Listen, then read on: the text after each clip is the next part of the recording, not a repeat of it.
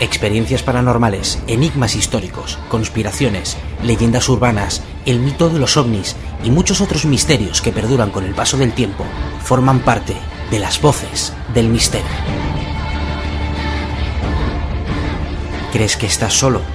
Siempre hay alguien al otro lado. Voces del misterio.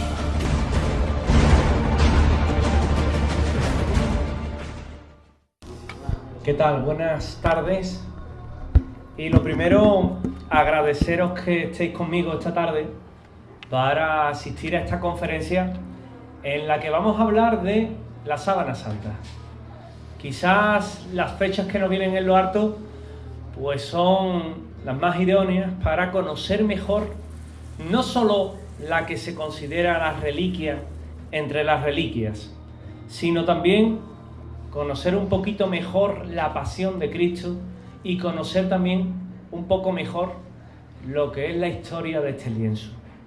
Fijaros que no hay una reliquia, un lienzo, que sea más conocido, que sea más investigado, que sea más estudiado que la Sábana Santa. ¿Y por qué?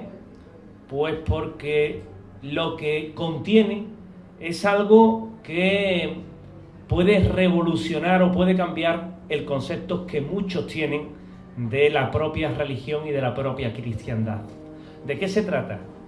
Pues la Sábana Santa, que se conserva, que se guarda en la Catedral de Turín, en la Capilla de Guerini, tendría y contendría la imagen frontal y dorsal de un hombre que parece ser o parece haber sufrido la misma pasión que Jesús de Nazaret, la misma. Apenas se puede ver esbozada lo que es el contorno, lo que es la cabeza, lo que son los pectorales, los brazos, las piernas y sobre todo manchas de sangre en diferentes zonas del cuerpo repartidas y coincidiendo tal y como nos cuentan los evangelios. Pero en la Sábana Santa también destacan otras manchas, manchas que han ido acumulándose a lo largo del tiempo.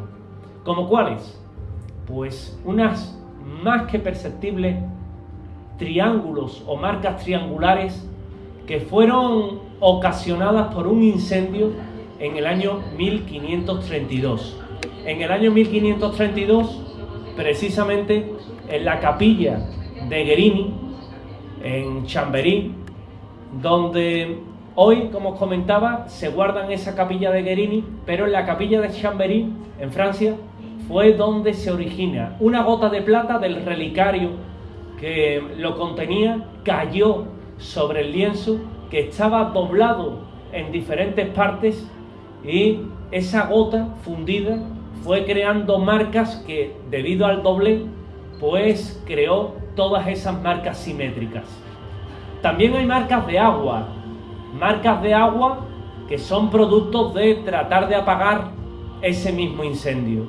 Y inexcusablemente otras pequeñas marcas también como si fueran de ese incendio que han marcado el devenir de la historia del lienzo. Fijaros porque ese incendio de 1532 va a marcar inexcusablemente también la historia del lienzo. En el lienzo también podemos ver que faltan restos de tela. La tela en sí mediría 4,30 metros por 1,10. En la que hoy exponemos simplemente muestra la imagen frontal de ese hombre. Y también le falta 10 centímetros en la zona baja que se creen que son o que fue arrancada para cuando se amortajó al hombre de la Sábana Santa liarlo a fin de que no se moviera. Por eso le falta una tira de 10 centímetros, lo que se llama una venda. Pero ¿sabéis qué? Que hay un detalle en la Sábana Santa que también tenemos que conocer. Esa imagen frontal y dorsal, como os comentaba, relata a la perfección lo que es la colocación del hombre de la Sábana Santa en el lienzo. Es decir, se ponía el lienzo en lo que era el sepulcro, se tumbaba y a continuación se le echaba encima lo que era el resto de la mortaja y quedaba tapado y vendado, tal y como dicen los evangelios, que en el sepulcro, cuando se produjo la resurrección, se encontraron vendas, sudario y sábana. La sábana se denomina síndone, que viene del griego de sindón, que es precisamente eso, una sábana.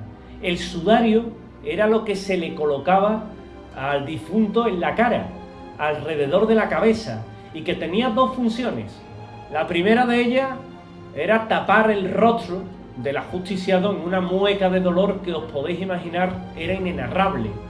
La segunda, que es también importante, era recoger todos los fluidos del cuerpo con el cual el difunto tenía que ser llevado a su tumba. Es la ley judía. Pero, claro, la sábana santa se ha sometido a 1001 interpretación a lo largo del tiempo. La imagen es igualmente susceptible. Para unos se trata de Jesús de Nazaret, para otros tiene otras explicaciones que iremos viendo a lo largo de esta charla, pero sobre todo nos interesa qué es lo que opina la Iglesia de ello. Porque, por ejemplo, de bocas del propio Vaticano, la imagen es un reto a la inteligencia. Un reto a la inteligencia porque no podemos explicarlo, por lo menos hoy, con la tecnología del siglo XXI. Sobre las huellas, que es un espejo del Evangelio, porque recuerda y refresca perfectamente lo que es la pasión de Cristo, lo que nos narran los Evangelios. Sobre la Iglesia y la competencia que tiene sobre ella, nos dice que no se trata de un objeto de porfía, ni una cuestión de la Iglesia el tratar de demostrar su autenticidad o no, simplemente que es un objeto de fe.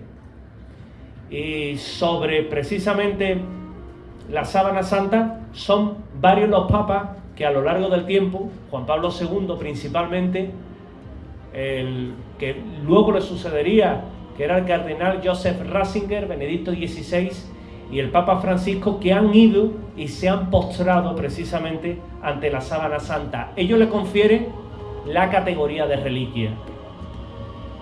Pero aquí viene el problema, y es un problema duro que hay que saber debatir.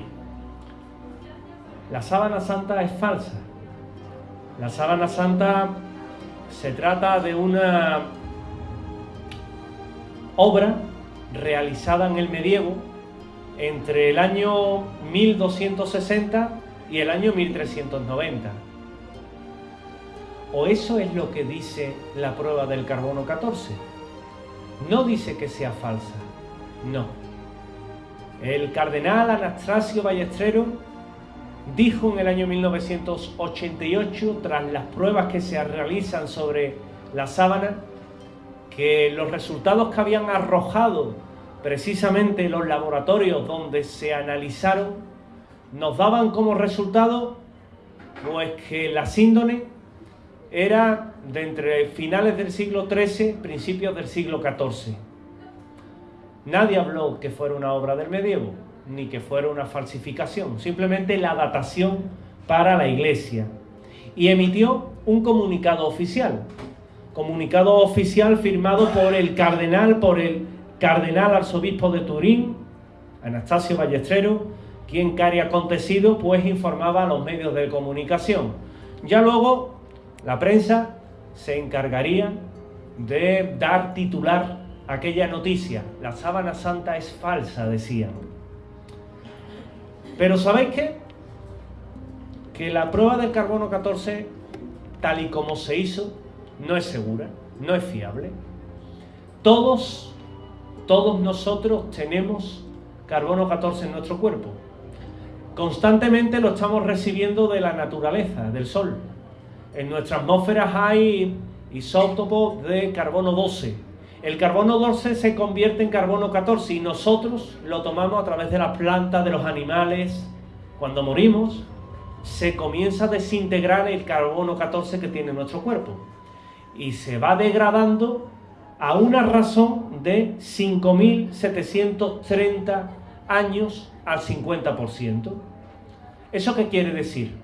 Que sabiendo esa regla de 3 podemos calcular la edad de un tejido o de un organismo, siempre que esté vivo. No vale sobre piedras, sobre elementos que son inorgánicos. ¿Qué fiabilidad tiene el carbono 14? ¿Qué fiabilidad tiene esa prueba?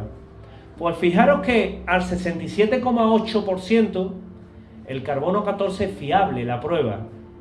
¿Y qué sucede con el otro 30 y casi 32%? Pues que se debate entre dudosas o inaceptables. Los resultados de las pruebas inaceptables son del 9,6%. Los resultados de los inaceptables, de los que de ninguna forma son válidos, el 22,6%. Es muy elevado. ¿Y qué factores influyen sobre ello? La correcta descontaminación que haya tenido un lienzo. Si cuando realizamos una prueba de carbono 14 de datación no se encarga a alguien de limpiar debidamente un lienzo, una determinada muestra, de descontaminarla, el resultado que vamos a tener va a ser o va a estar adulterado. Y fijaros que incluso en la Sábana Santa el ratio de acción que tenían los distintos laboratorios que hicieron esa misma prueba daban resultados diferentes. Tucson en Arizona, Oxford, Zurich, daban y arrojaban diferencias que entre sí podían diferir hasta un siglo, que es bastante. ¿Y qué influye en esa prueba del carbono 14 para que no sea apta? Para que hoy la prueba que se le hizo a la Sábana Santa no la consideremos apta. Pues fijaros que lo primero que hay que tener en cuenta era la forma en la que se exponía. Los obispos la solían coger con las manos de los bordes y ello hacía que toda esa parte, que es precisamente de donde se iba a coger las muestras, estuvieran contaminadas por el paso del tiempo. Pero es que también la Sábana Santa estuvo expuesta a los fieles.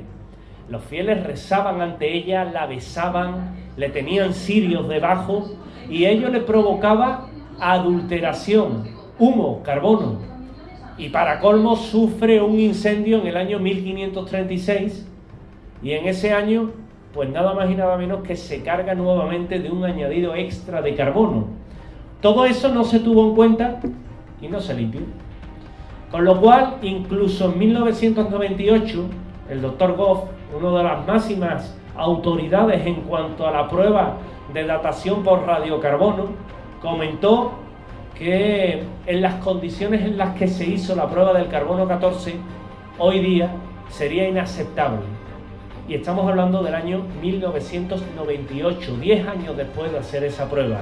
Hoy día, en el año 2017, la prueba es aún más inaceptable. Con lo cual, hoy día tenemos que desconfiar de ese resultado. Pero ¿hay algo más que nos indique que la Sábana Santa pudiera ser una tela contemporánea de la época de Jesús de Nazaret, del siglo I de nuestra era? Sí. Y la primera sorpresa nos la va a dar un fotógrafo aficionado que se llamaba Secondo Pia. Y Secondo Pia, abogado turinés de renombre, le encarga a la Casa de Saboya hacer una fotografía en conmemoración de las bodas de la Casa Real en Italia.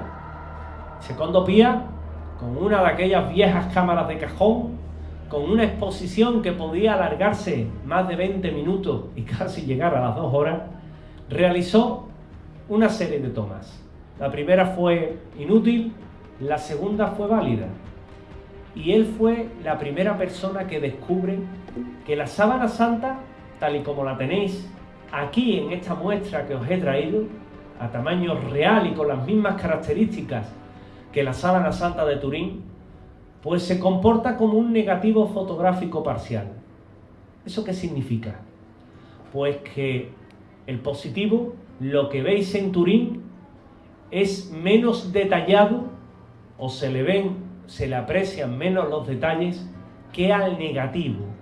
Se dice que Secondo Pía fue la primera persona que vio el rostro de ese ser que contuvo la sábana santa con mayor profusión de detalles. Porque la sábana santa en sí, si tenéis la oportunidad de ir a Turín, os vais a encontrar que se ve mejor de lejos que de cerca.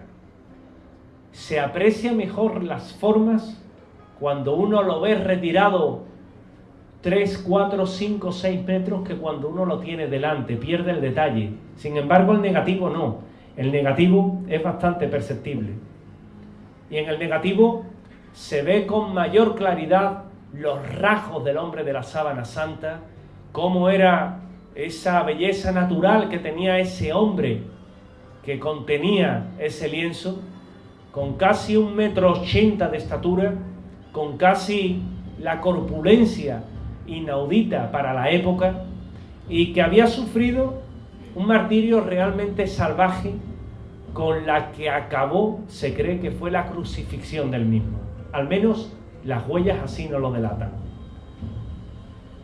El rostro es más que evidente también, porque tiene huellas de sangre en torno al cuero cabelludo, a la cabellera de ese hombre, pero también tiene marcas de sangre en torno a la nariz, en torno a los pómulos, en torno a la barba, como si alguien le hubiera tirado del mechón.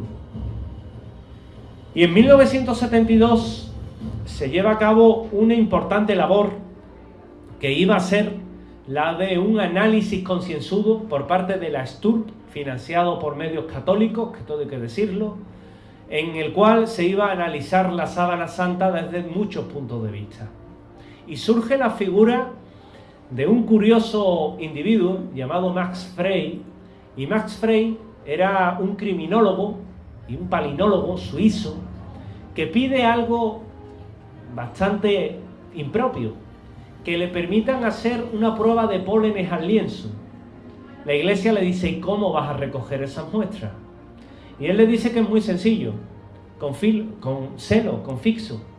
Se la iba a pegar a la sábana, iba a tirar, y todo lo que se trajera al fixo eran impurezas, material que, aparte de adulterar el lienzo, contenía información valiosa de la época. ¿A qué nivel? Al nivel de pólenes, porque los pólenes nos iban a decir precisamente qué tipo de plantas tenía la sábana santa, qué tipo de pólenes, por dónde circuló, en qué fecha circuló. Era una especie de autopsia botánica al lienzo. Y la sorpresa surge cuando en la urdimbre de la sábana santa, una urdimbre en espiga de pez, con 40 hilos por centímetro, cruzados, con 3 errores por centímetro también, al modo del telar vertical que se practicaba en Cafarnaúm, en Alejandría, pues se encuentran restos de pólenes, pequeñas esferas que nos dicen algo muy curioso. Y lo que nos dice es que tenían diferentes plantas, entre ellas un arbusto curioso, que es la Atrafasis espinosa, que, bueno, fijaros, se cree que es con la misma que se podía haber trenzado la corona de espinas, de la cual hablaremos luego. ¿Y qué es lo que más nos decía ese polen contenido en la sábana santa? El recorrido que tuvo, porque el recorrido que tiene es curioso. Encuentran 38 tipos de pólenes de la zona de Oriente Próximo, de Israel, pero también de Edesa, donde estuvo la sábana santa, de Turquía, de Constantinopla, de Atenas, y encuentran entre aproximadamente 29 y 30 restos de pólenes de Europa. Es el transitar de la sábana santa, que se corresponde precisamente con su historia, una historia que ahora os voy a contar.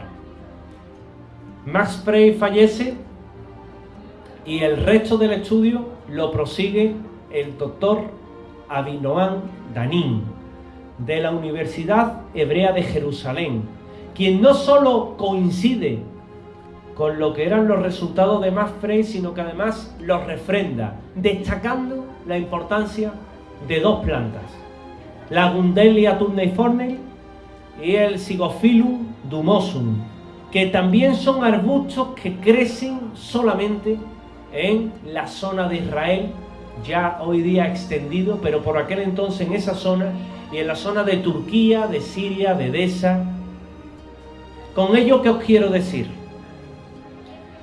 Que si la sábana santa es obra de un genio del medievo, el genio del medievo fue una persona muy adelantada en su época, porque fue capaz de realizar un negativo fotográfico de 4,36 por 1,10, algo que hoy no podemos hacer. El artista también tuvo en cuenta los pólenes. Recordemos algo, el microscopio no existía, ni iba a existir en los siglos venideros, con lo cual lo tuvo también en cuenta. Dos características que no se nos puede perder, pero es que también tuvo en cuenta el tipo de tela que se dejó de fabricar, de hilar en el siglo III, y tuvo también en cuenta el recorrido histórico de la sábana santa. La pregunta es ¿cómo? ¿Cómo supo tantos detalles si fue creada en el medievo? La sábana santa, su historia religiosa, se cree que contuvo a alguien que fue crucificado en la Jerusalén del siglo I. La ley hebrea, la ley judía prohíbe estar en contacto con reliquias o con aquellas prendas funerarias que hayan estado en contacto con lienzos, con muertos, y por tanto posiblemente el lienzo funerario pasó a manos de un seguidor griego. Ese lienzo se le ubica en el año 50, precisamente en Urfa, en Edesa, y es el rey Edgar V quien deja constancia de ello al curarse milagrosamente de lepra, una enfermedad grave y excluyente a nivel social, porque él creía que si se envolvía en la sábana, si se envolvía en ese mismo lienzo, podía llegar a sanar. Se envolvió y sanó. Cuando llegaron las tropas romanas para conquistar toda la zona, que estaba en manos persas, se llevaron el lienzo y se lo ubica en el año 1201-1204 en Constantinopla, la capital del Imperio Romano de Oriente, para aparecer tras la cruzada, robada, extraída, hurtada, y pegarse un siglo y medio en Grecia, según además los últimos informes, documentos por escrito de la doctora Bárbara Frey. Se pierde hasta que reaparece en el siglo XIII el Lirey, y el Lirey ya la historia es conocida. Se cree que la viuda, o en este caso fue llevada por Otón de la Roche a lo que es Francia, que estuvo en manos de su esposa, de su viuda, hasta que lo vendió a la Casa de Saboya, y la Casa de Saboya la mantuvo en Chambéry durante un tiempo determinado hasta el incendio, y con una particularidad, que fue copiada por artistas que no lograron reproducir el mismo efecto, como por ejemplo el gran pintor alemán Alberto Durero.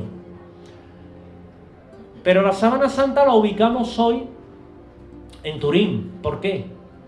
Porque en Milán se produce una epidemia de peste bastante grave. En este caso, pues tenemos que hay una peregrinación de Carlos Borromeo, de San Carlos Borromeo, que promete que si el brote de peste cesa, él iría y atravesaría andando los Alpes para venerar a la sagrada reliquia. Milán sanó de aquel brote de peste y él se dispuso a cumplir con su promesa. Pero la casa de Saboya se apiada de él y dice: vamos a trasladar a un punto intermedio la sábana santa, porque de alguna forma es en justicia con este hombre de fe. Y la llevaron precisamente a Turín. Desde aquella fecha se mantiene en la catedral.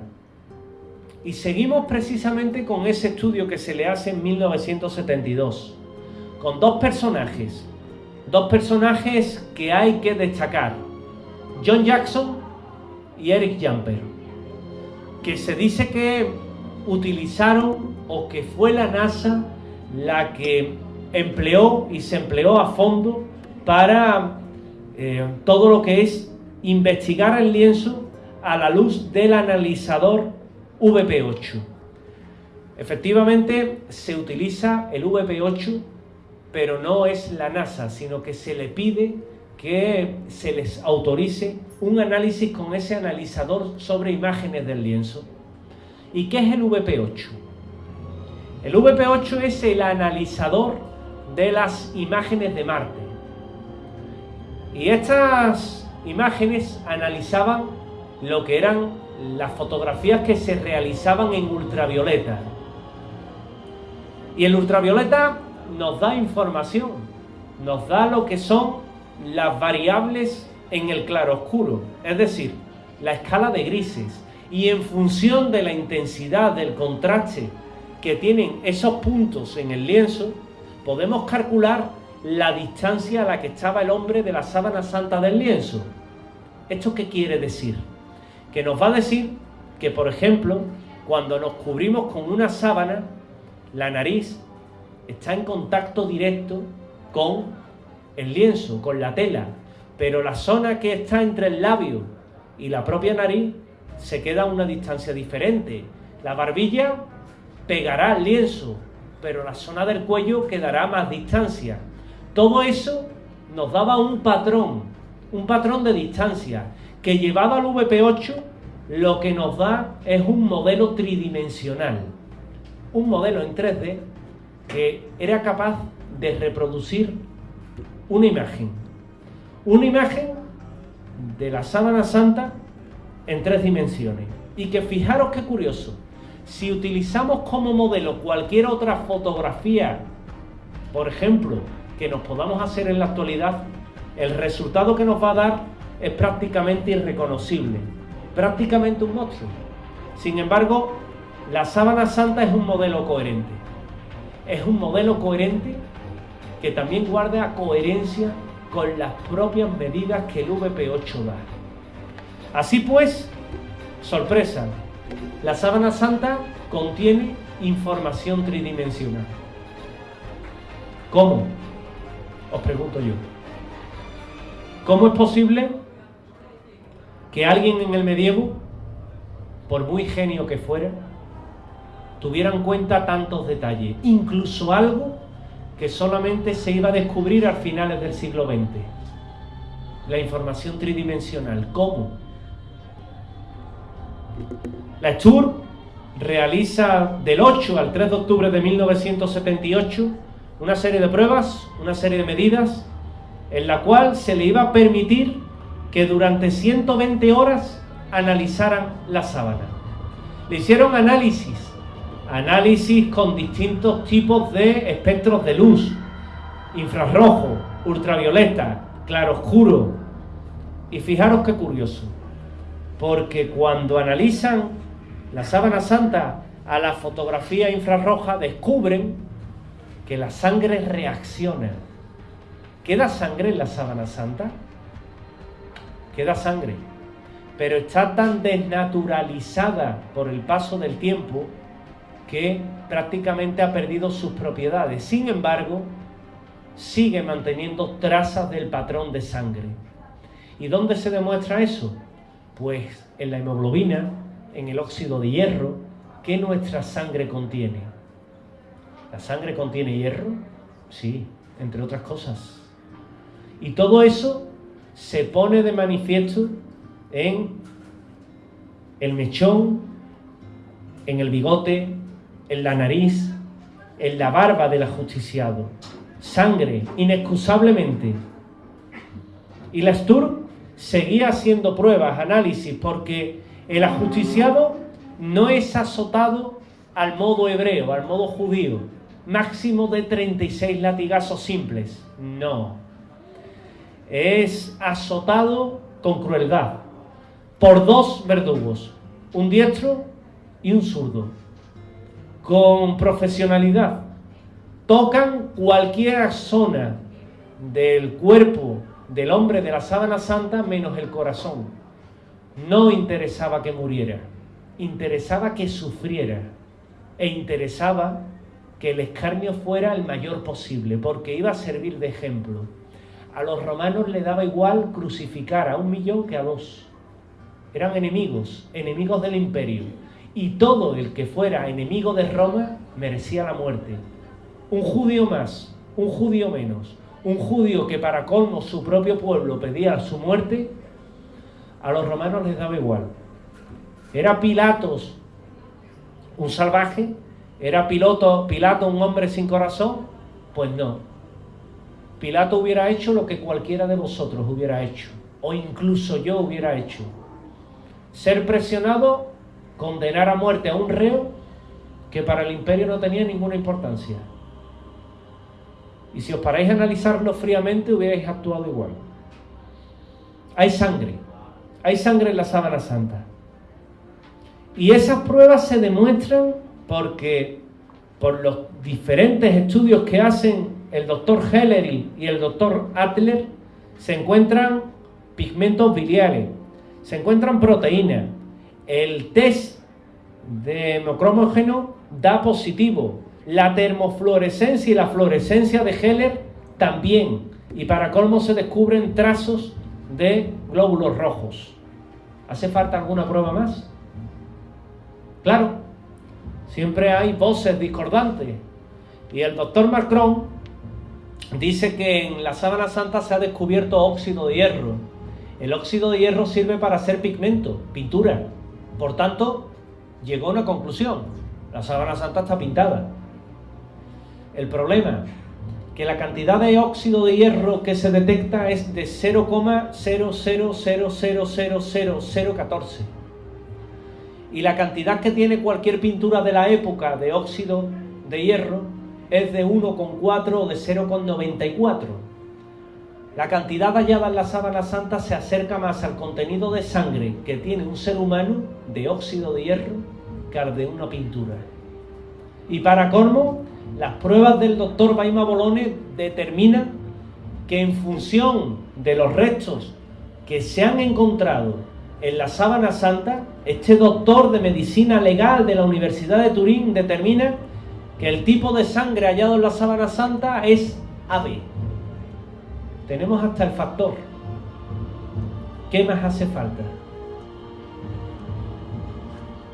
Seguiréis pensando que el carbono 14 tiene su peso, pero a estas alturas convendréis conmigo que el carbono 14 y la prueba en sí está bastante desvirtuada, y para colmo a esos errores en la recogida de muestras se le une que estas otras pruebas, estos otros argumentos determinan que el lienzo tiene otra datación, otra medida, las que nos da la historia, las que nos da la naturaleza, las que nos da el polen, las que nos dan los evangelios.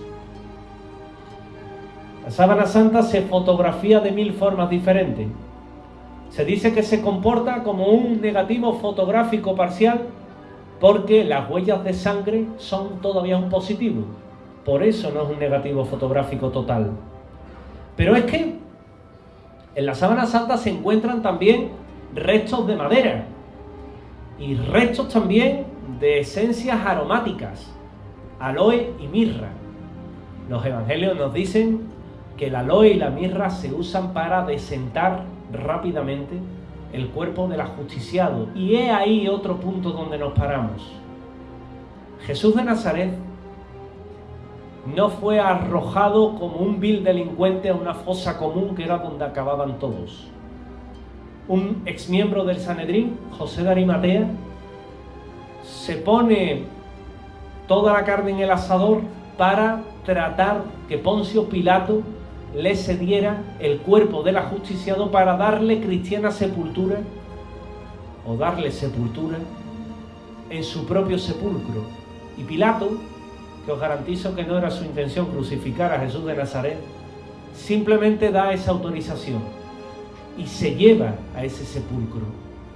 Otra nota más. Y se encuentran tejidos epiteliales y se encuentran tejidos musculares.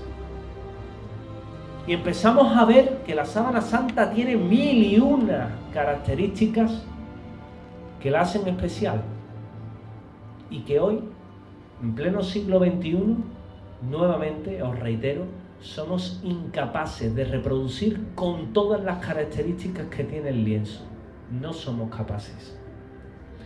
La sábana santa presenta una herida o presenta una imagen superficial de 40 hilos por centímetro. Solamente 3 fibras de hilo, de lino puro, están ligeramente quemadas. Esas son las que forman precisamente la imagen. 3 fibras por centímetro cuadrado son las que conforman esa imagen, no más. Pero es que la sábana santa no tiene rastros de pintura, ni uno solo. Y la sábana santa no tiene direccionalidad. ¿Qué es la direccionalidad? Cuando pintamos, la mano tiene un trazo de izquierda a derecha, de derecha a izquierda, de abajo a arriba o de arriba a abajo. La sábana santa no tiene trazo, no tiene direccionalidad, no ha sido pintada. Pero es que la sábana santa es térmicamente estable. ¿Qué significa eso? Que si le metemos fuego se quema, pero la imagen no se borra. Se podrá quemar, pero no se borra. Con lo cual, no es alterable. Si laváis la imagen de la sábana santa o el lienzo entero, la imagen no se borra. La imagen la vais a secar y va a seguir. No es una pintura. Pero es que tiene estabilidad química. Si le echáis ácido, vais a atacar el tejido, pero no la imagen. La imagen se va a seguir manteniendo. Para colmo, el rostro, la imagen, el cuerpo, dorsal, frontal de la sábana santa es un negativo fotográfico parcial. Y tiene restos de tridimensionalidad, tiene información tridimensional. Y para colmo, tiene pormenorización. ¿Eso qué es? Que los detalles son en ese negativo fotográfico muy perceptibles, tan perceptibles que podríamos hacer una prueba forense a través del propio lienzo. Todo eso en contra de la prueba del carbono 14. El polen, acordaros de él. Y hoy día no somos capaces de reproducirlo. Por lo tanto, la STURB, la comisión, hace unas conclusiones. La primera es que hay un consenso científico en que la imagen es el resultado de algo que provocó la oxidación, la deshidratación y la conjugación de la estructura de los polisacáridos y de las microfibras del lino. La segunda, que no se conocen métodos químicos o físicos que puedan explicar la totalidad de la imagen. Tampoco pueden explicar la imagen de forma adecuada con ninguna combinación de circunstancias físicas, químicas, biológicas o médicas.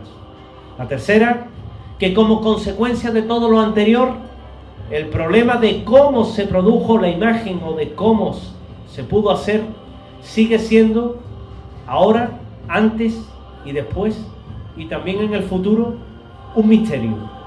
Esas fueron las conclusiones de casi 100 expertos, cada uno en su materia. Había hasta premios Nobel que no pudieron determinar ni que la sábana santa fuera una falsificación, ni que fuera una obra del medievo, ni que por supuesto fuera obra de ningún genio contemporáneo. ¿A quién me refiero cuando digo un genio de medievo? Quizás algunos lo habréis pensado. Leonardo da Vinci. ¿Sabéis? Leonardo da Vinci era un genio. Pero si me tengo que ceñir taxativamente a la prueba del carbono 14, 1230, 1390, a Leonardo da Vinci le quedaba un siglo para nacer. convendréis conmigo que está fuera del alcance de un genio hacer un lienzo como el de Turín 100 años antes de su nacimiento.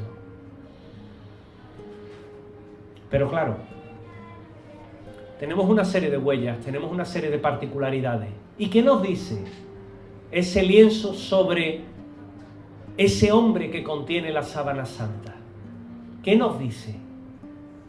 Lo primero que nos va a decir es que las heridas que tiene son las mismas que hablan los evangelios que sufrió una persona de la que tengamos constancia, no más.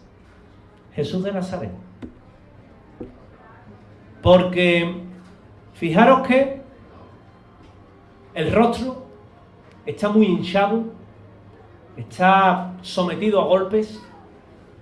Al hombre de la sábana santa lo golpearon duramente, pómulo, nariz, barbilla, labios.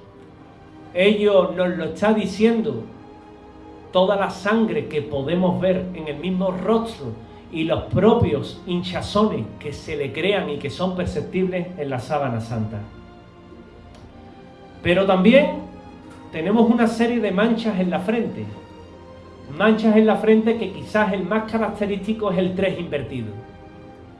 El 3 invertido lo que nos dice es que el hombre de la sábana santa tuvo algo punzante sobre su cabeza. Y pensamos, una corona de espinas. Sí y no. Una corona no, un casco de espinas. Un casco de espinas que se le colocó y se le encajó a presión. ¿Con qué intención? Con la de hacer daño. Ni más ni menos.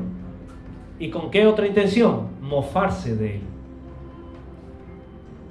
Un casco de espinas como representa Ricci en su famosa obra, en su famosa representación, que luego otros pues también lo recrearon en el mundo del arte.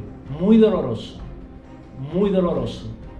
Y cada vez que esa persona trataba de recular la cabeza para apoyarla en el madero, ¿sabéis qué ocurría? Que la espina se clavaba más y te provocaba más hemorragias. Y el hombre de la sábana santa fue azotado de una forma inhumana. Se trataba de dar escarmiento, de que sirviera de ejemplo. 120 latigazos impartidos por 2 verdugos, como decía antes, un diestro y un zurdo, con el típico látigo flagrum taxilum romano, que se abrían 3 colas, y cada cola con unas pesas en el extremo que tenían una misión: descarnar el cuerpo del ajusticiado, arrancarle la carne. Para eso estaba hecho ese látigo, para infligir el mayor daño posible. Y esos latigazos se cuentan por todo el cuerpo. No hay distinciones. Muslo, piernas, pectoral salvando la zona del corazón, genitales, glúteos, cualquier sitio era bueno. Estamos acostumbrados en la Semana Santa sevillana tan hermosa a ver al típico Cristo casi caballeresco, con poca sangre y portando la cruz al modo nazareno. Sin embargo, ese es un error. El hombre de la sábana santa, ese hombre de la sábana santa, no portó la cruz al modo nazareno como lo vemos en la Semana Santa, sino que llevó un madero horizontal sobre los hombros, atado. El madero podía pesar entre 30 y 50 kilos de peso. Cada vez que caía, al llevar las manos atadas, golpeaba, impactaba sobre el suelo. Así, de esa forma, llevaba la cruz. En el Gólgota, en el monte Calvario, se encontraba el palo vertical. Sobre él se echaría al suelo, se encajaría la cruz y se izaría. El stipes, que se encontraba en el Gólgota, y el madero o patíbulum, que era lo que él portaba. Arriba del todo el titulus. El titulus era obligatorio. Decía la condena, la pena por la que ese hombre era crucificado. En este caso, o en el caso de Jesús de Nazaret, en concreto, por autodenominarse rey de los judíos. Pero en las manos destacan regueros importantísimos de sangre. Y es que estamos acostumbrados a ver en nuestra Semana Santa que a los crucificados se les crucifica por la palma de la mano, por aquí. Alzo mi mano y os señalo con un punto la zona. Sin embargo, por ahí no se puede crucificar a un ajusticiado, se caería, el peso arrancaría de cuajo la carne. ¿Por dónde hay que crucificar a un ajusticiado? Por casi las venas, por casi las muñecas, en una zona que es el espacio de destop. Si os tocáis la mano y resbaláis el dedo, vais a ver que hay un huequecillo. Ese es el sitio. Un conjunto de huesos que dota de firmeza lo que es la muñeca. Ahí hay que crucificar a alguien. Para colmo se le taponan las venas, con lo cual no muere desangrado, muere crucificado, que es lo que se buscaba. Evidentemente, cuando se crucifica una persona, el dolor es extremo. Tener en cuenta que esa persona en cuestión que muestra la sábana santa ha sido salvajemente ajusticiada a base de latigazos. Y esa persona de la sábana santa, crucificada, tiene que izarse sobre el madero. Y cada vez que se izaba, se movían los clavos de las muñecas, con lo cual provocaba un dolor lacerante. Veis que en una de las manos hay mayor profusión de sangre. ¿Por qué? Porque cuando se le clava, se dan con un nudo en la madera y tienen que desclavarlo y volverlo a clavar por un sitio donde no haya un nudo. Posiblemente el hombre de la sábana santa fue atado al madero también. En la sábana no hay muestras de ello porque lo tapan las quemaduras.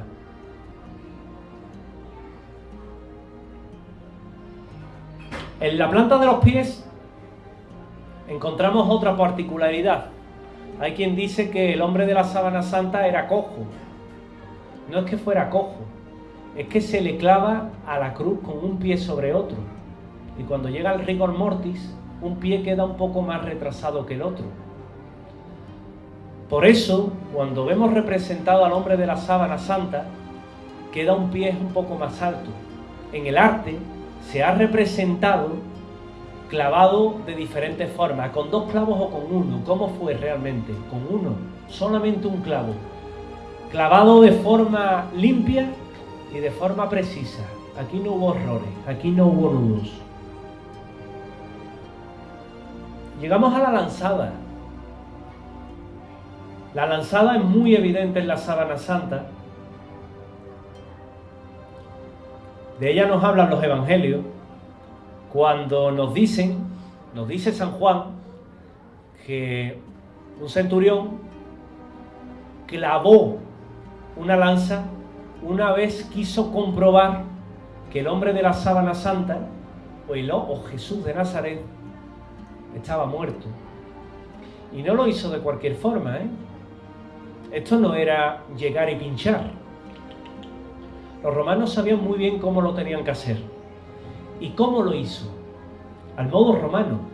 ¿Y el modo romano cómo es? Entre la quinta y la sexta costilla introducía la lanza, penetraba el pulmón y llegaba al corazón. Rompía el corazón y sacaba. De ahí que brotaba primero líquido seroso, no agua, como dicen los evangelios, y luego la poca sangre que le quedaba al corazón. Porque la herida es post-mortem. El hombre de la sábana santa ya estaba muerto. tal y como nos dicen los evangelios. El hombre de la sábana santa ya había muerto. Y fijaros, otra particularidad interesante, importante. Normalmente, al crucificado se le solía romper las piernas. ¿Para qué? Si le rompían las piernas, no se podía apoyar, y al no poderse apoyar, moría de asfixia. Al hombre de la sábana santa no hizo falta, estaba ya muerto.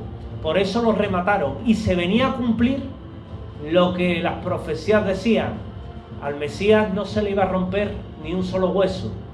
Efectivamente, no se le rompieron las piernas. Hay una estatua en el Museo del Louvre que se llama el Galo Moribundo, que nos muestra precisamente todo esto. Cómo los romanos se cubrían con una mano, tenían el escudo y se cubrían el pecho, y con la otra clavaban con el gladius. ¿Y dónde lo hacían? Entre la quinta y la sexta costilla, tal y como muestra precisamente el Galo Moribundo. La herida es mortal. No hay posibilidad de bajar a alguien de una cruz y que siga vivo. Imposible. Esa lanzada certificaba la muerte. Ese líquido que brota de esa herida certifica la muerte. El hombre de la sábana santa estaba muerto. Jesús de Nazaret estaba muerto. Otro detalle que nos lo dice es la sangre post-mortem que se puede ver en la espalda del ajusticiado.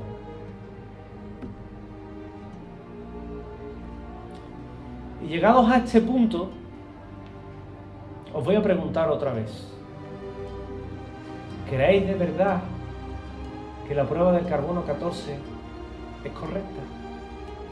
¿Creéis que la prueba del carbono 14 puede negar la evidencia de todos estos argumentos amasados científicamente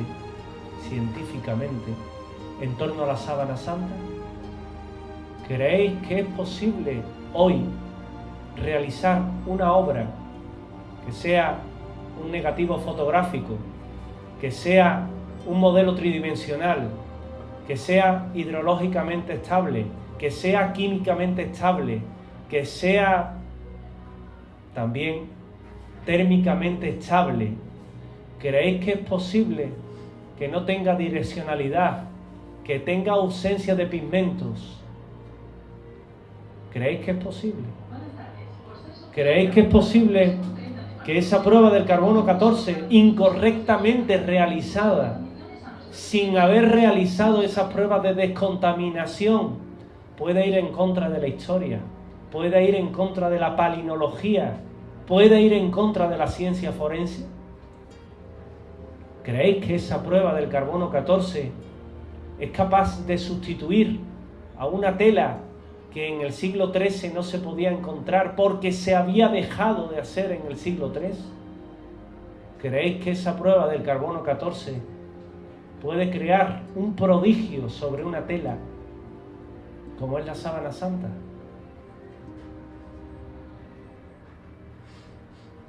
Estamos acostumbrados a observar cómo nuestra Semana Santa representa a Cristo, a Jesús de Nazaret, de una forma limpia, de una forma casi inmaculada, como su madre. Sin embargo, la realidad del hombre de la sábana santa y de Jesús de Nazaret es bien diferente.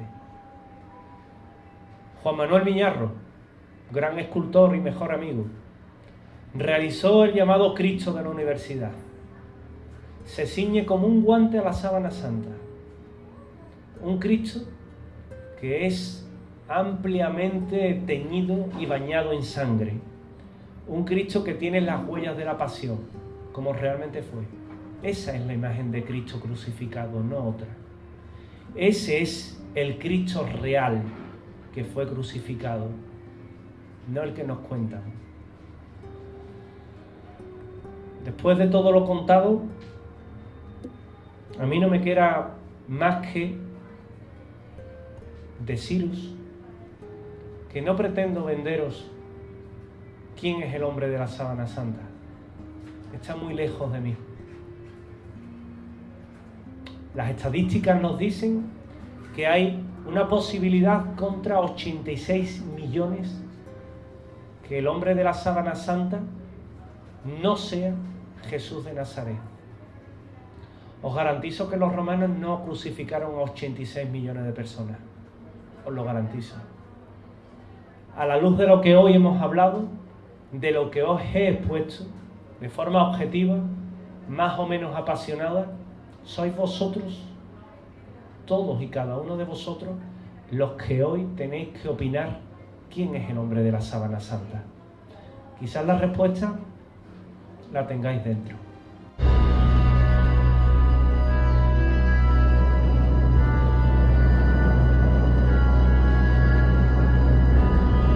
¿Quién es este Jesús de Nazaret?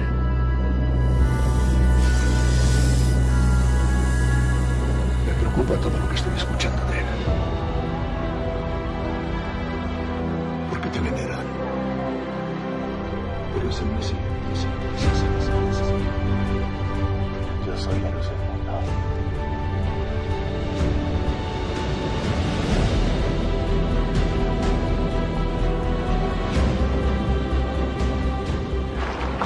Una palabra tuya bastará para sanarlo.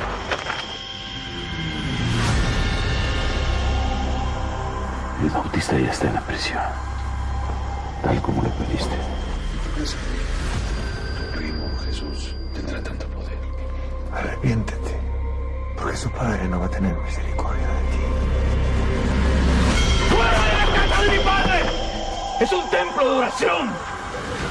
¡Adúltera! ¡Vas a morir!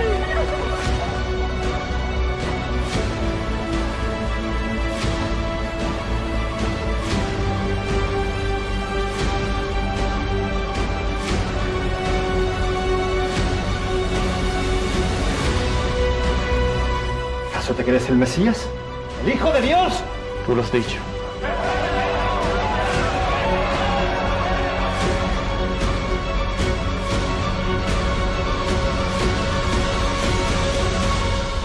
Que el que coma de mi plato me traicionará. Comen y beban de mi carne. Padre mío, sé que tengo que sufrir.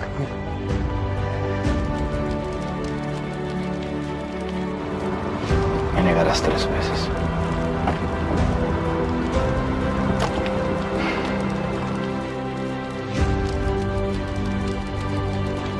Haz lo que tengas que hacer. Y hazlo rápido.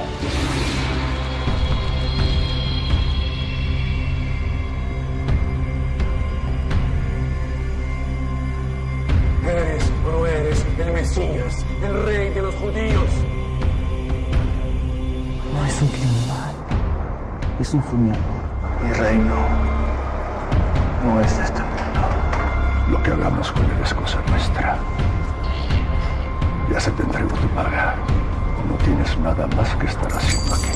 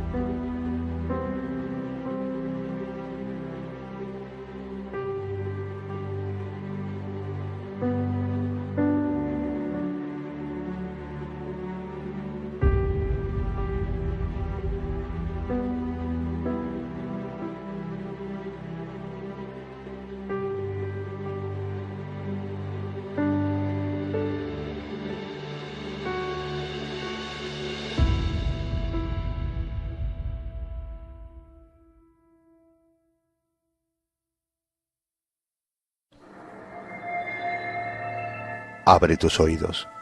Se escuchan sonidos extraños. Susurros del más allá invaden tu radio. La historia y el enigma se abren paso a través de las ondas. Los especialistas más experimentados se reúnen cada viernes en esta sintonía. Únete a nosotros, amante de lo desconocido. Voces del misterio. Tu voz.